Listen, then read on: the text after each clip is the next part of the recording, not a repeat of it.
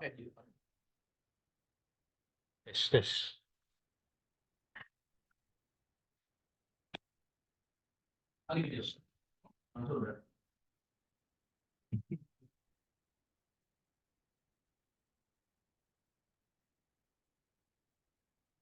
Di link grup aja ya paling penting.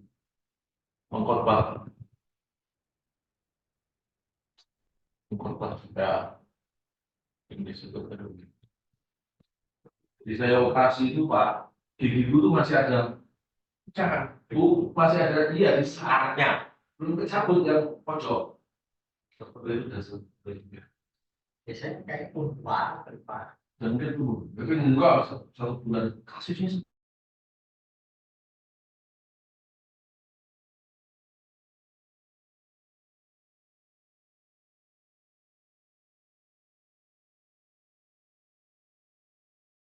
Sebelas kalau salah.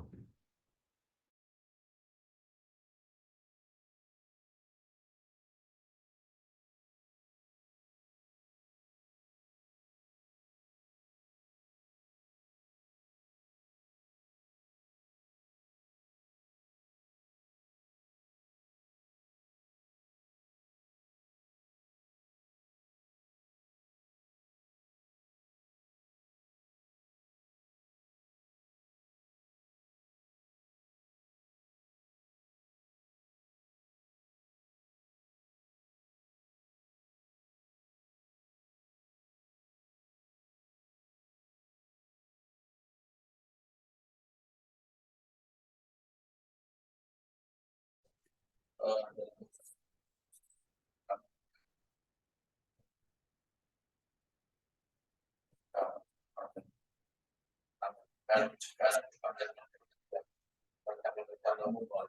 firman di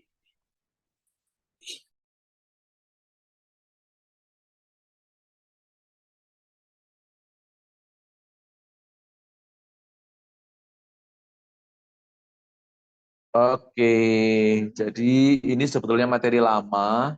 Kalau Pak Fendi sudah tahu ya ini ya. Ya wis, saya tak dari sini aja, Ben. Ya dari sini. Oh, nanti saya lupa.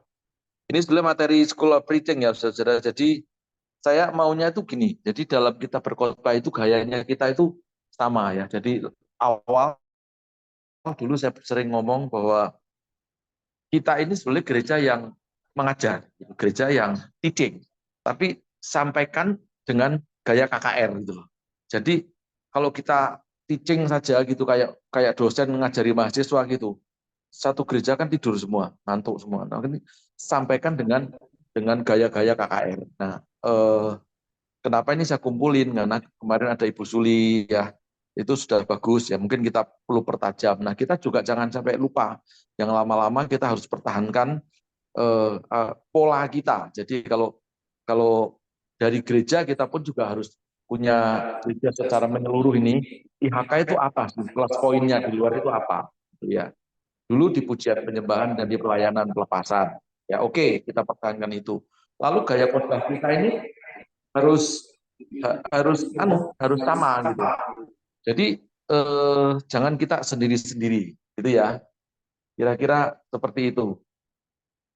Doa kedua, perlunya berkhotbah. Jadi khotbah itu kan intinya itu adalah bagaimana supaya kita itu bisa mengajar ya kebenaran firman Tuhan dalam karya Roh Kudus ya tentunya, lalu disampaikan dengan cara-cara yang sederhana gitu.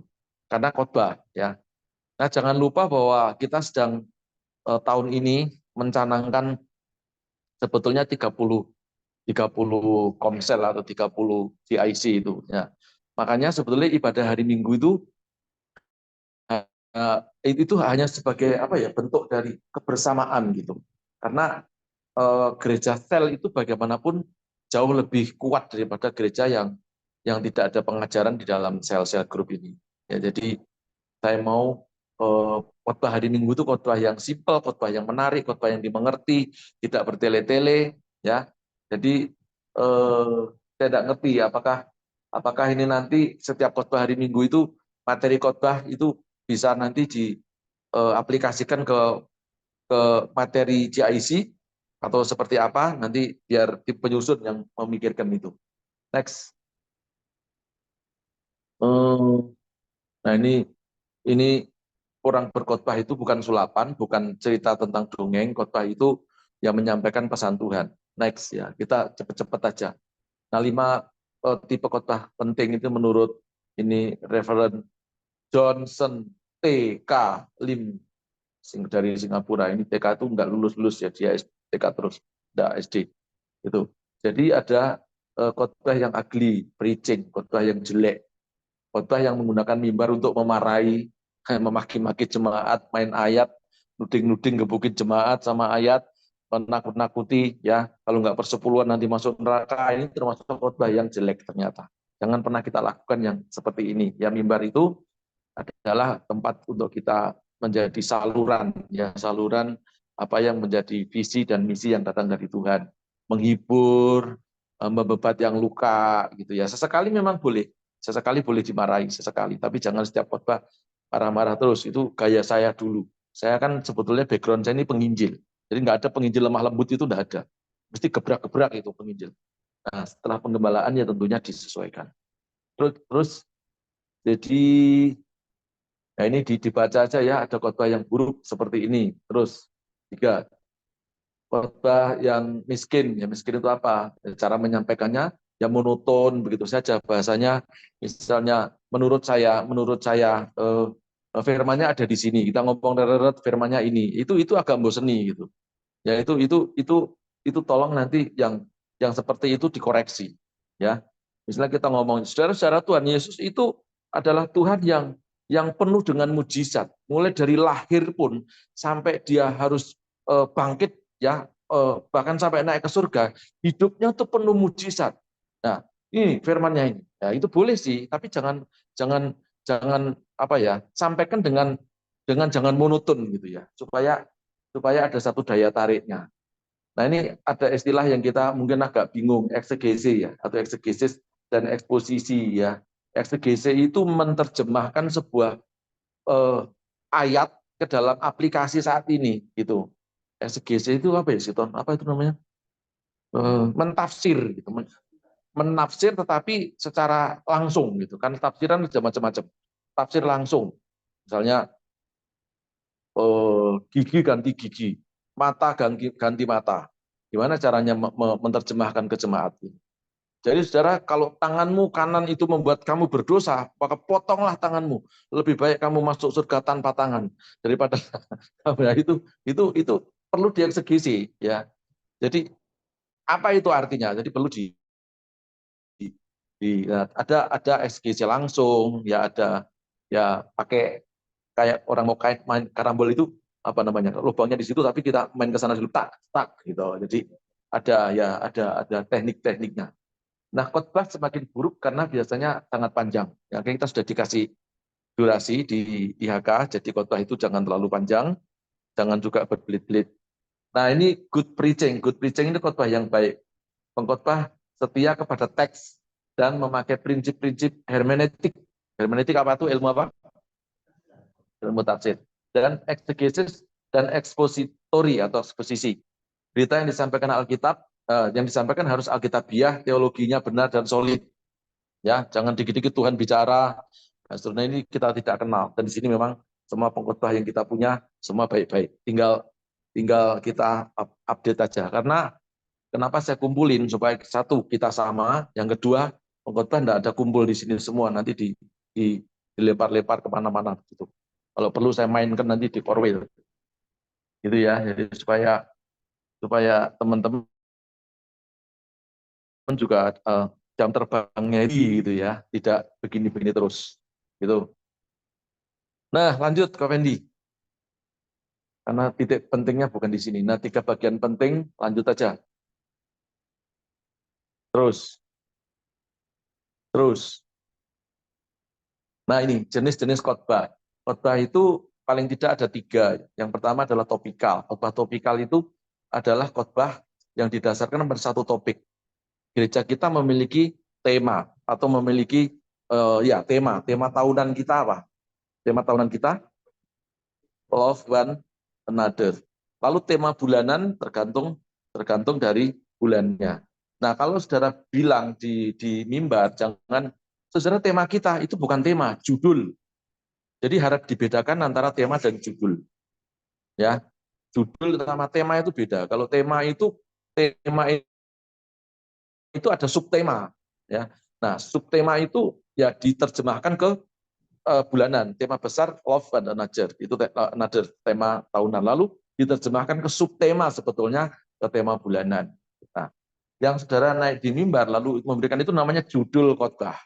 Judul khotbah saya, Peter Fendi selalu ngomong, bagi yang suka dengan judul khotbah, nah judul khotbah saya sekarang adalah ini. Nah, ini topikal. Jadi topikal itu tentang topik. Contohnya, Fendi. Nah, contohnya ini khotbah saya sih. Kekuatan dahsyat orang percaya, judulnya. Khotbah ini bukan tema, judul khotbah. Lanjut. Nah, keraguan ini pendahuluan ya. Keraguan adalah musuh iman, sebab iman yang kuat tidak mengenal ragu-ragu. Tuhan memberikan iman dan kita mengusahakannya menjadi iman yang kuat. Sebab dengan iman yang kuat kita akan mengalahkan segala masalah, bukan lari dari masalah. Mengapa begitu? Ya, nah, nanti ujung 100 poin. Ya,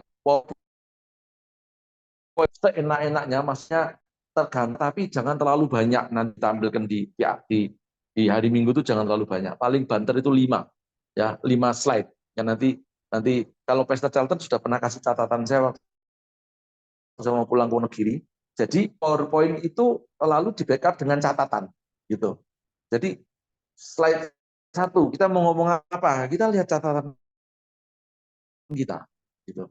Ya, jadi poin lalu kita baca semua gitu. Nah, itu ngajar taman kanak-kanak boleh, ya, tapi kita tidak bisa lagi seperti itu. Kita harus semakin pinter. Gitu. Lanjut, Dr. Wendy. Nah, ini ayatnya di sini. Yohanes 14 ayat 4 sampai sampai kan rumah Bapak atau apa itu? Coba dibuka. Nah, percayalah kepadaku dan seterusnya di rumah Bapak dan Bapak, atau setidak-tidaknya percayalah karena pekerjaan-pekerjaan itu sendiri. Betul ya? Judulnya apa itu? Rumah Bapak kalau tidak keliru. Ya, tetapi kalau kita lihat slide yang uh, judul tadi, sebetulnya tidak nyambung karena topik ya, jalan jembatan aja dulu kita, bridge jembatan untuk menghubungkan antara tema dengan topik gitu ya. Tadi seperti kalimat pendahuluan itu sebenarnya jembatan, jembatan untuk kita seperti mengeksposisi, tapi sebetulnya kita memakai tema itu kepada ayat yang sudah ada atau judul yang atau ini perikop yang sudah ada. Jangan memaksa perikop untuk memasukkan ke dalam tema kita, tetapi ngikutin aja. Makanya ini pinter-pinter. Ini biasanya orang yang suka main di sini sudah agak sedikit lebih lebih lebih pinter ya daripada eksposisi. Ya, tapi kita ikutin aja dulu. Lanjut, Pak. Nah, ada 3 hal yang harus kita mengerti bahwa orang percaya itu memiliki kekuatan yang dahsyat. Kunci memiliki kekuatan itu apa? Terjemahan firman Allah yang hidup nih, teman-teman sudah menguasai semua di sini. Saya senang nih. Mulai dari Fendi, Pastor Charlton sudah canggih di sini, sudah profesor ya. Di sering ya, Pak sudah sering, cuman ini sudah lama nggak di jadwal ya. Pastor Robi juga sudah mulai oke ya di sini untuk membawa kita kepada judul tadi ya. Lanjut. Nah, caranya apa? Nah, ini kita orang percaya ya, jadi orang percaya harus percaya. Ayatnya ya tadi kita ngambil dari ayat yang tadi. Ya, bahwa aku di dalam Bapa dan Bapa di dalam aku atau sendiri. Nah, ini tidak perlu harus ditampilkan di sini. Ini dibuang, bikin catatan. Bikin catatan tersendiri di apa? Handphone kita. Ya, di handphone kita atau dipakai kertas juga nggak apa-apa, ya. Jadi yang ada itu hanya tampilan nanti cuma sedikit seperti ini. Yang ini nggak usah catatan gitu. Sambil kita khotbah, kita ngelirik catatan. Yang kedua, nah ini tidak ada sambungannya dengan ayat yang kita baca tadi kan, karena itu ini kan tematik ya, apa namanya, judulnya itu bukan eksposisi, jadi boleh kesana kemari. Yang penting kita ngerti ini makanya ngapain ini ya, Daud sama ya, ini kan kita cerita tentang fokus. Jadi orang percaya itu harus fokus kepada Goliat ya. Yang difokuskan kan di jidatnya itu, dia mengumban batu. Jadi orang yang percaya kepada Tuhan, orang yang mau menang, orang yang itu harus dia memiliki fokus di dalam imannya. Gitu. Ini sudah oke ya, teman-teman, saya amati canggih. Lanjut Pak, yang terakhir. Nah, orang percaya dalam Tuhan jawab, balik lagi ke tadi toh, balik lagi ke bacaan kita tadi ya. Dan apa yang kamu minta dalam namaku, aku akan melakukannya supaya Bapa dipermuliakan di dalam anak. Jika kamu meminta sesuatu kepadaku dalam namaku, aku akan melakukannya. Jadi balik lagi ya, karena ini bukan eksposisi, ini tematik ya. Jadi seperti itu. Jadi kita diberi judul, kalau di sini kan semua dikasih judul. Judul khotbahnya, tema bulan ini adalah apa ini bulan ini? Kasih yang ya, unlimited love ya. Jadi nah itu diterjemahkan dalam tema. Gitu. Ini contoh yang pertama. Lalu berikutnya tekstual. Ini tekstual adalah khotbah yang didasarkan pada satu teks Alkitab, baik temanya maupun bagian utama kerangka khotbah diambil dari teks yang sama. Tetapi ada kalanya perlu mengambil dari bagian yang lain di Alkitab untuk mengembangkan bagian-bagian utamanya. Hampir seperti tadi, hampir mirip-mirip ya. Jadi ini tekstual itu hampir mirip-mirip ya. Contoh, nah ini saya tidak pakai apa namanya PowerPoint ya. Ini dari mana ini saya dulu ambil?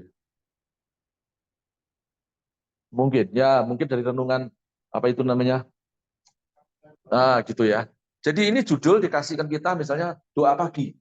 Kita ambil teks ayatnya pagi-pagi benar waktu hari masih gelap yang bangun dan seterusnya, ngambil dari sini. Jadi yang kita bahas itu ini ya.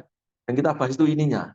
Lalu ada pendahuluannya. Ini boleh ngambil dari mana-mana. Martin Luther mengatakan doa adalah napas orang beriman. Alkitab juga mengatakan, jadi kalau ada pendahuluan yang diambil dari tokoh yang itu bukan di Alkitab, tolong dikomparasi langsung dengan firman Tuhan. Ya, jadi jangan seolah-olah kita memasukkan filosofi luar ke dalam khotbah gitu. Jadi oke, dari luar juga mengakui, kita akui ya. Lalu dari dalam kita harus mensinkronkan ya, seperti Efesus pasal 6 ayat ke-18 ya. Tidak jemu-jemu. Lukas juga berkata seperti itu. Semua harus diatur. Lihat contoh dari Tuhan Yesus. Apa yang dicontoh ya? Misalnya ini pagi-pagi perlu diatur, ayatnya di sini dan seterusnya dan seterusnya. Ini sebetulnya ini membahas tentang satu judul pada satu rangkaian peristiwa yang ditulis di dalam Alkitab. Ini saya kira teman-teman sudah oke. Ya. Lanjut, Pastor Wendy.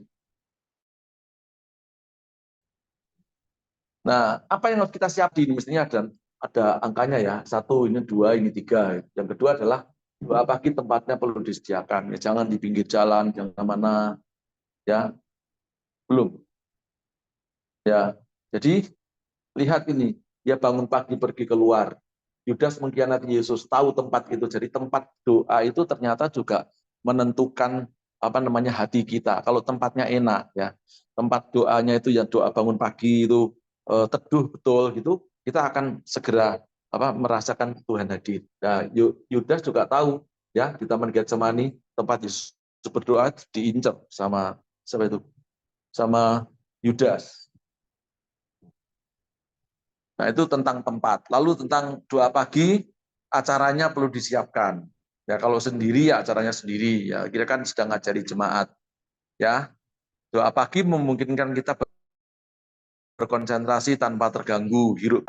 Ya, yang jelas kita jelaskan kepada jemaat karena ada 3 poin tadi. Ya, jangan saling tumpang tindih. Boleh ngambil ayat-ayat yang lain, ya, ya untuk mempertegas daripada judul kita tadi.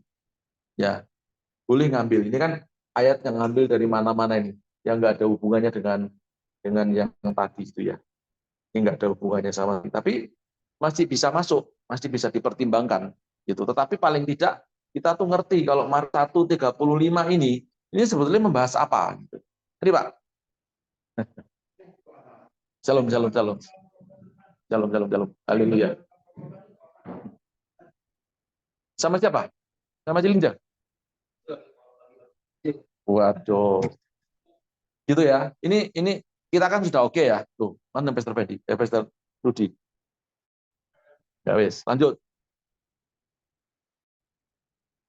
Nah, ini khotbah eksposisi ya. Ini yang yang kalau memang belum terlalu apa ya, ada waktu untuk sering baca Alkitab, ya khotbahlah dari eksposisi aja supaya aman. Karena itu satu satu perikop itu dibahas gitu ya. Ini lebih enak, lebih lebih bertanggung jawab dan tidak takut salah dalam khotbah. Gitu. Contohnya, nah ini iman yang mengubahkan. Ini judul khotbah saya ini. Tahun berapa ini? Lanjut Pak. Ini kok pakai gini-gini sih? Iya. Mana si Rudi?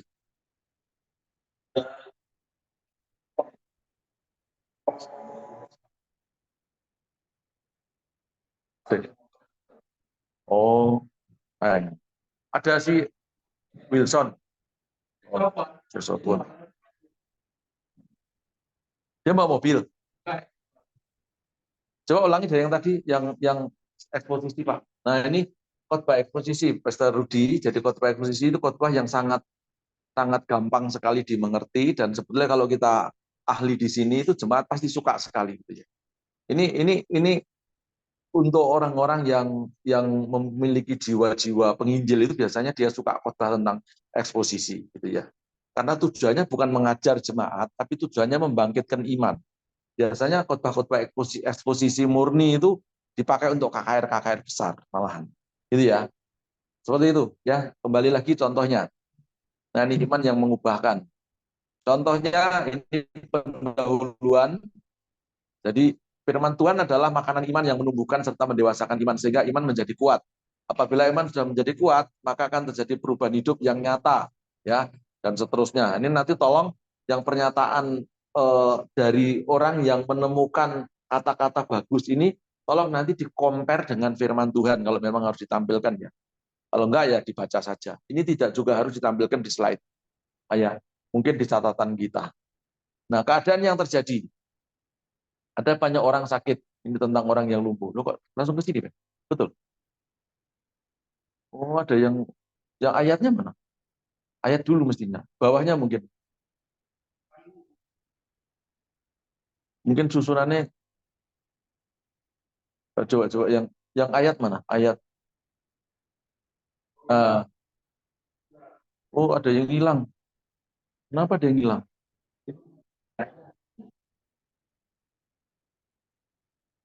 Ya, hilang ya.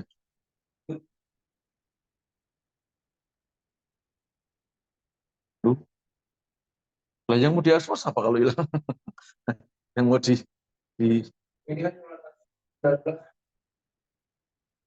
tadi Yohanes berapa? Ya dibuka aja Yohanes 5 ayat 19.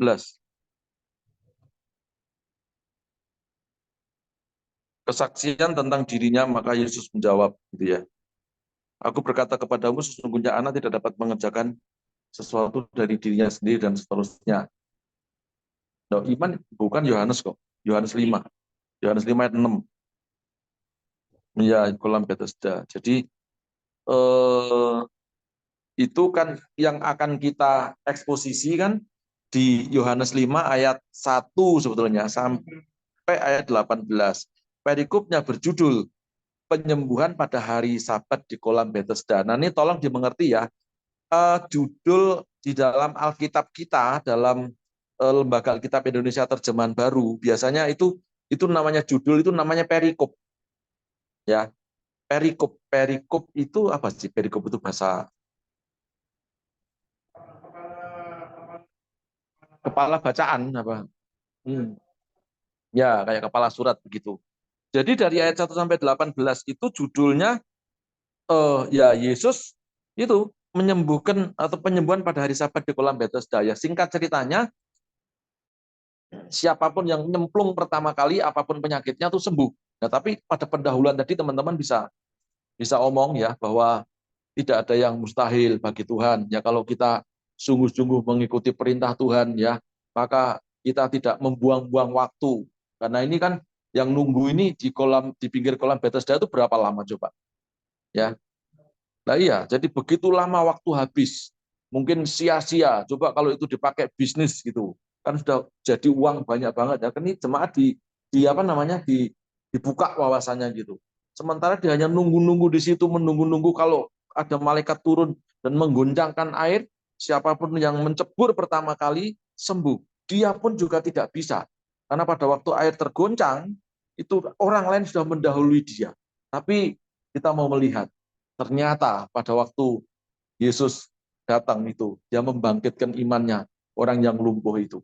Ya, nah ya, kita lihat dan seterusnya nanti teman-teman bisa bisa memakai bahasamu sendiri. Tapi yang jelas dari judul atau perikop penyembuhan pada hari Sabat di kolam Bethesda itu, ya karena tadi judulnya adalah iman yang mengubahkan, maka iman yang mengubahkan si lumpuh menjadi sembuh itu ternyata ya dari mana dapatnya? Ternyata satu, iman itu bersumber dari Yesus. Buktinya, ini bukti. Ya, jadi kita tidak perlu ayatnya ada di nggak perlu. Jadi kita bilang iman yang bersumber dari Yesus. Coba kita lihat ya, lebih lebih enak kita bilang, coba kita lihat. Kalau Pak Petrus Agung selalu ngomong, ya, saya akan buktikan kepada Anda semuanya. Kalau Anda masih ragu-ragu, ini buktinya. Nah, itu kan gaya-gaya pengkhotbah KKN, gitu ya. Kalau gaya pengkhotbah apa ngajar enggak gitu. Jadi kita harus strength dan strong di KKR ya. Ngajar tetapi bergaya KKR. Nah, contohnya di sini. Ketika Yesus melihat dan seterusnya, maukah engkau sembuh? Ya, seperti ditawari. Ya, maukah engkau sembuh? Nah, orang sakit lumpuh ditawari mau sembuh kan jawabnya pasti mau. Ya. Nah, kata mau itu ternyata iman. Jadi imannya dirangsang sampai orang itu mengadakan pengakuan. Aku mau. Nah, iman itu ternyata membutuhkan sebuah pengakuan. Bukan hanya di dalam hati, tetapi dia berkata, maukah engkau sembuh? Ya, terus ayat berikutnya kan itu kan ayat yang kelima. Kalau saudara membaca ayat ayat yang keenam, ketika Yesus melihat orang itu berbaring di situ, karenanya tahu berkatalah, maukah engkau sembuh? Jawab orang sakit itu ayat ke-7. Tuhan, tidak ada orang menurunkan aku ke dalam kolam itu apabila airnya mulai goncang. Sementara aku menuju kolam itu, orang lain sudah mendahului, itu sudah turun mendahului aku. Jadi ini ya Yesus disuruh melihat keadaannya. Gimana caranya walaupun aku mau, tapi orang lain kan mendahului aku.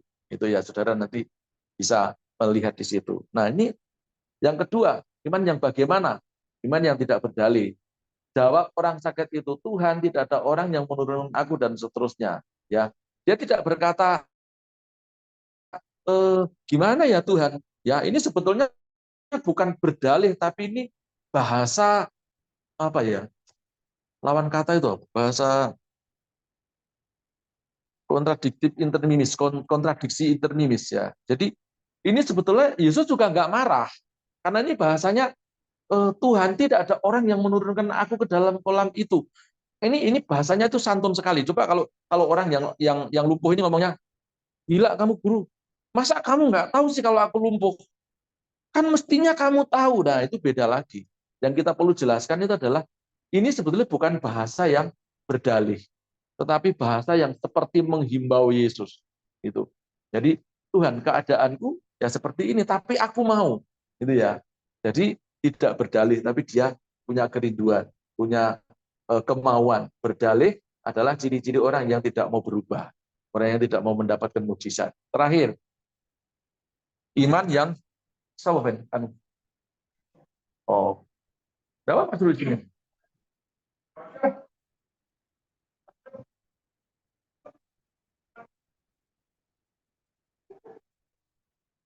Sini aja Mas Yong.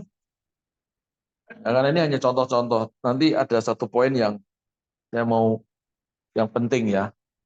Kalau ini kan sudah 3, 4, 5 sama saya ini kan memang sudah terbiasa. Nah ini khotbah dengan sedikit PPT, itu ada catatan, dan ada note di samping, coba ditampilkan. Hmm? Bisa nggak ya?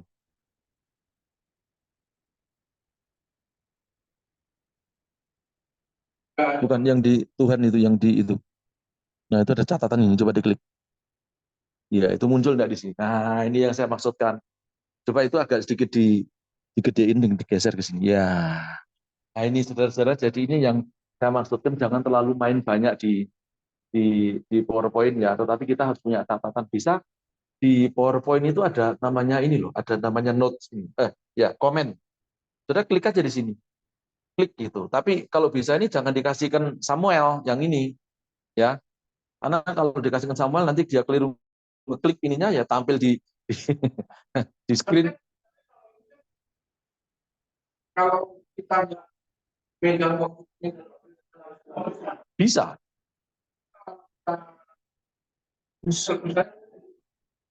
Pendeta undangan. Oh, kalau pendeta undangan bisa. Nggak bisa. Jadi untuk kita aja, makanya kan ini untuk kita, gitu ya. Jadi seperti ini ya, kita tampilkan isi. Nanti kita cerita bulan ini kita sedang membahas tentang kita tidak kita ada karena kasih, ya. Di FC tadi pagi saya khotbah tentang kamu sangat baik. Sekarang kita akan membahas tentang Tuhan jatuh cinta dengan kamu dan seterusnya dan seterusnya. Ini hanya contoh saja, saya nulis sembarangan aja. Jadi ini bisa tampil begitu agak lama, tapi yang kita bahas itu bukan yang ininya saja, tetapi tujuan dari judul ini masuk kepada arti yang sesungguhnya itu kita bisa catat di sini. Jadi tidak semua itu harus ditampilkan di PowerPoint gitu. Nah ini gampang kok ini. Ini gampang banget. Jadi klik di komen, lalu nanti teman-teman bisa taruh di sini, daripada punya dua catatan. Punya dua catatan itu, satu PowerPoint yang kita kasihkan Samuel, lalu yang kedua kita tulis di kertas atau di handphone, ya kayaknya nggak enak. Kalau saya sih pakai ini lebih enak. Saya sudah apa ini yang paling praktis gitu. Menurut saya sih. Kalau ada yang lebih praktis, yang lain lagi ya, ya kita diskusikan. Ya ini contohnya. Ini bacaannya kan Efesus 1 sampai 10. Boleh kita baca semua atau tidak, tapi jemaat supaya ngerti tentang apa yang kita mau sampaikan ya baca semua. Nah, lalu ini dimatikan, tapi kita masih punya catatan ini yang di handphone kita. Ya, yang ini kalau satu kali kita klik di judul yang sini tadi, ini sudah semua mengikuti catatan kita ini. Pada saat menciptakan manusia, Allah menjadikan manusia segambar dan serupa dengannya sebagai makhluk yang paling istimewa dibanding ciptaan lain. Tetapi ketika manusia jatuh ke dalam dosa, Alkitab menggambarkan manusia sebagai orang yang mati secara rohani. Ciri-ciri orang yang mati rohani, sudah tahu enggak ciri-cirinya? Jadi nggak perlu ditampilkan di sini. Gitu.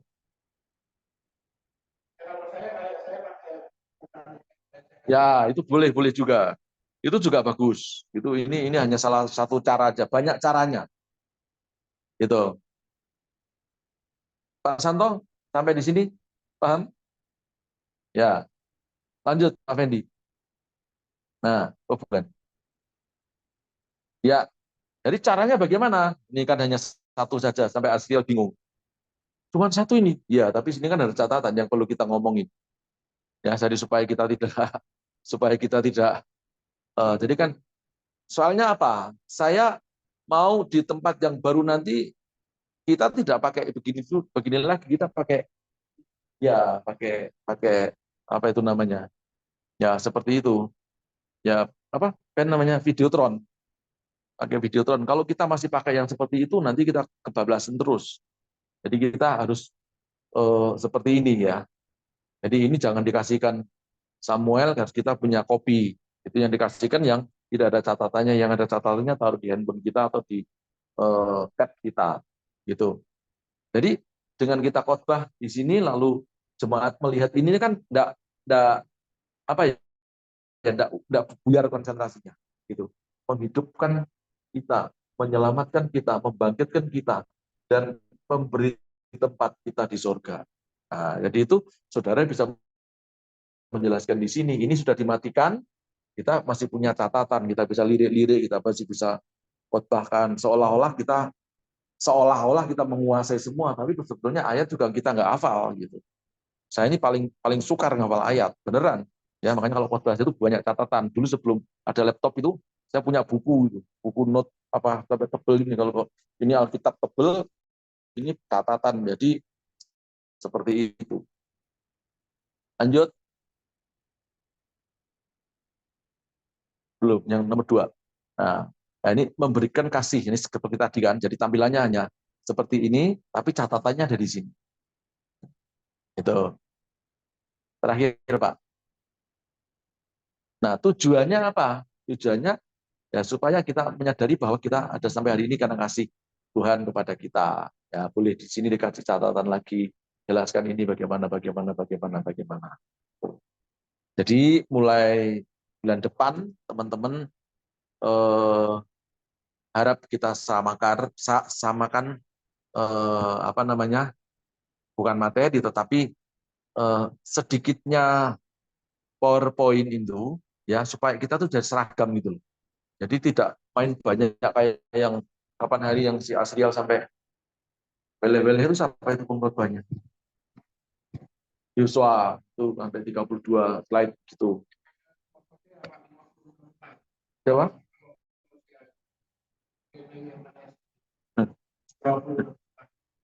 Nah, yang kayak gitu itu zaman jadul, zaman dulu. Sekarang sudah tidak diminati khotbah seperti itu. Walaupun memang ya apa ya? Tapi bagi anak-anak sekarang sudah nggak bisa lah kayak gitu.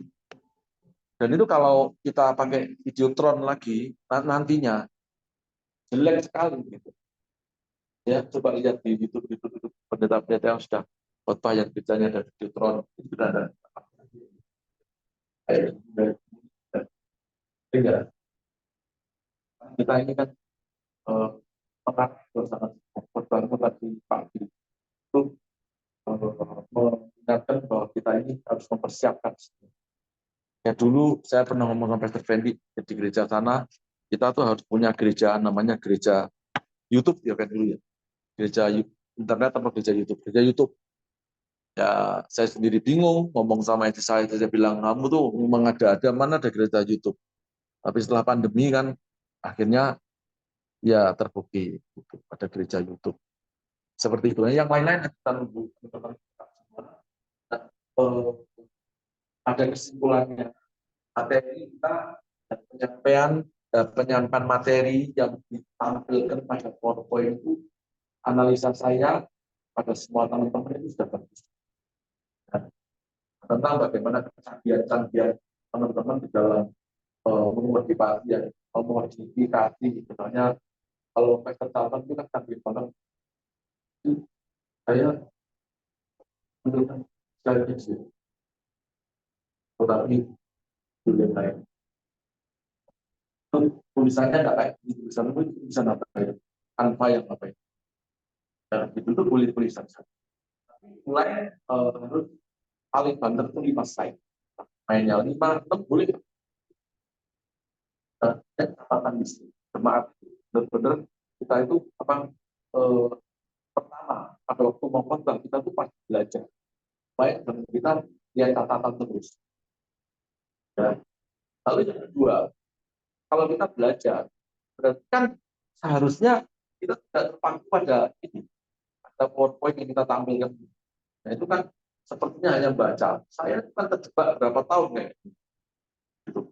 Tidak akan kita bisa bawa di tahun 2004 ke sana sudah tidak mungkin model kita kayak gitu lagi. Master Fendi sudah mulai meninggalkan yang itu. Sebenarnya Rudi sudah mulai juga. Makanya mari gerakan-gerakan yang seperti ini kita pertajam lagi. Ya, jadi nanti kan kita leading antara gereja-gereja yang selevel dengan kita jadi leading gitu. Jadi kayak musik kita dulu, musik kita itu walaupun gereja kita sederhana, tapi musik IHK itu leading. Buktinya si siapa yang kemarin khotbah itu, Christian itu sampai telepon saya, gila lupa. Kenapa? Gila lu, musikmu enak banget. Ya, enak banget hadiratnya. Kapan lagi saya diundang ya Pak? Aduh, enak banget. enak banget. Bilang itu biasa, itu pemain musiknya pemain musik nomor 2, nomor 1 sudah bubar. Begitu ya. Lalu yang paling terakhir itu tampilan di Bimba. Jadi coba kalau kita di Bimba juga sudah ngomongin sama anak-anak eh, apa si pujian yang WL singers itu ya sekarang udah mulai baik ya. Ada yang ini ya paling enggak kalau yang cewek-cewek harus pakai lipstick gitu. Terus jangan sini ini kusem gitu. Kita pun juga harus rambut ditata. Ya, kalau sepatu kan kita enggak sampai di bawah eh, kamera menyorot kita kan enggak sampai di bawah. Ya. Tapi paling tidak harus pahal dan tidak kelihatan di apa itu di kamera YouTube itu.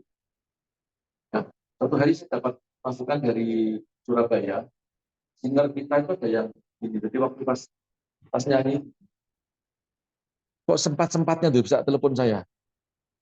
Itu teman saya di properti namanya Inge. Terus itu lapo, selangkangannya gatel. Jadi kan iya ini selangkangannya gatel. Ya memang ada garuk-garuk gini sih. Jadi kelihatan.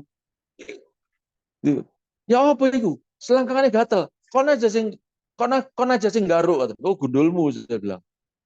Nah jadi yang gitu-gitu itu ternyata kita tuh diperhatikan, diperhatikan ya banyak orang. Dan eh, di Surabaya itu kan ada Filipus Edi, kamu tahu ya. Filipus Edi itu kan sepertinya dulu ngejar jalan sama kita viewer di apa YouTube gitu. Nah sekarang sudah mulai kalah gitu. Dulu banyak dia sama kita. Sekarang kita agak sedikit di atasnya dia. Ya kita nggak kalah-kalahan sih. Cuman beberapa orang yang saya tahu di luar kota terutama saya tanya kenapa kamu kok sering ini? Enak Pak, khotbahnya HK enak. Nah, ini yang saya ingin informasikan kepada teman-teman itu. Enak Pak, apalagi yang gedut itu Pak. Ya, puji Tuhan. Gitu. Nah, kamu tuh kalau melucu lucu ternyata. Banyak masukan, iya benar. Nah, jadi ya gitu. Nah, Pak Rudi Wijaya juga harus diperbaiki bahasa-bahasanya ya. Dan sedikit ada guyon, Pak. Jangan tegang-tegang. Gitu. Pak Santos sudah mulai bagus. Boleh pokoknya, tapi sampaikan itu dengan antusias. Sampaikan dengan antusias. Apa dalam khotbah kita tidak bisa salah? Bisa. Salah ayat saya sering kok. Sering udah jadi PowerPoint, udah salah ayat lagi. Untung nggak di sini. Kalau di sini kan saya malu sama PowerPoint gitu ya.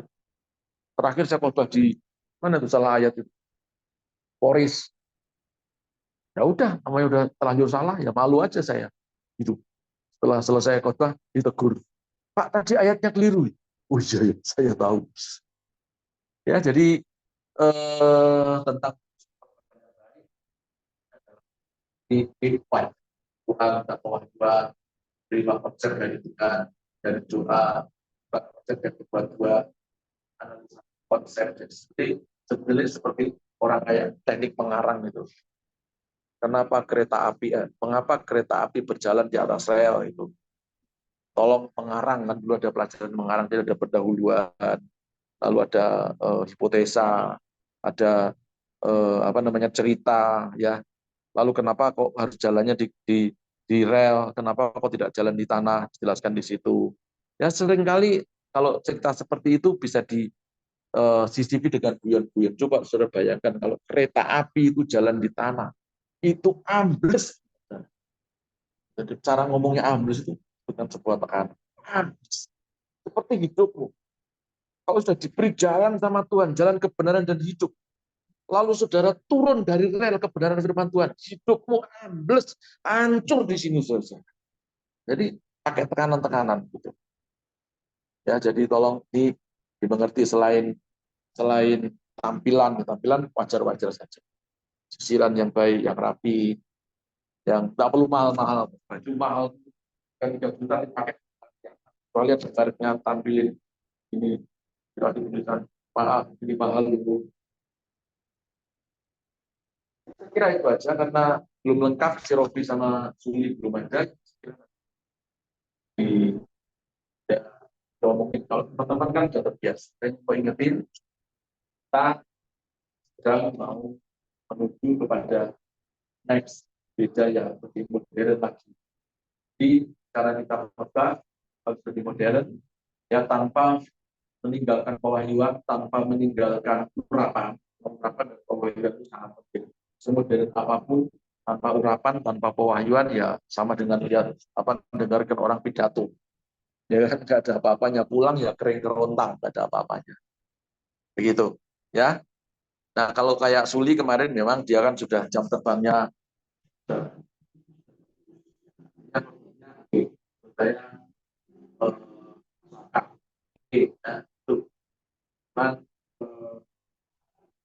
apa ada masukan dari teman-teman? Anggota kita, anggota tamu.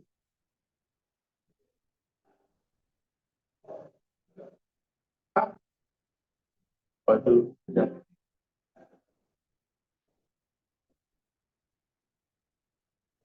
Itu aja. Saya dan doakan terus saya